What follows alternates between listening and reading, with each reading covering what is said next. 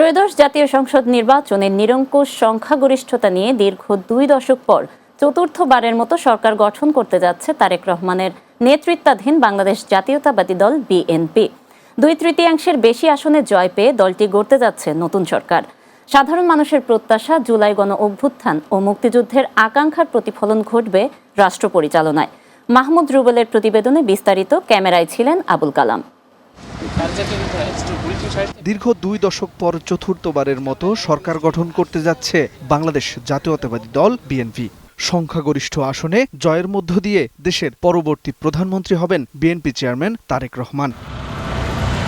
রাজধানীর বিভিন্ন এলাকার সাধারণ নাগরিকরা জানান, নতুন সরকারের কাছে তাদের প্রত্যাশা নিরাপদ বাংলাদেশ, সুশাসন এবং গণতান্ত্রিক মূল্যবোধের চর্চা। ভালো ভোট হয়েছে, এখন শৃঙ্খলা ফিরে আসছে। আমরা সবাই দুঃখে সুখে সবাই শ্রমিক জীবন সবাই আমরা ভালো থাকবো।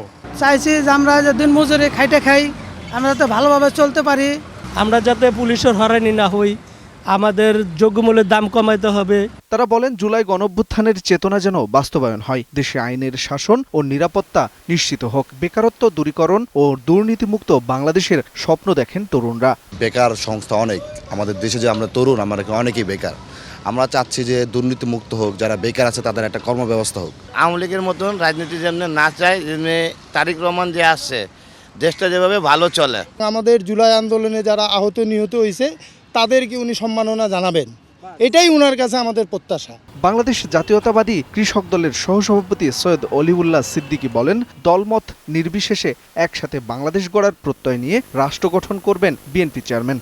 বাংলাদেশের আপামর জনগণ সব দলের লোকেই, তারা অন্যান্য দল যারা আমাদের বিএনপিকে পছন্দ করে না, তাদেরকেও তিনি সাথে নিয়ে এই বাংলাদেশকে একটা সুখী সমৃদ্ধি বাংলাদেশ গড়ার জন্য ওনার আপ্রাণ চেষ্টা, এবং আমাদেরকে উনি সেই নির্দেশনাই দিয়েছে।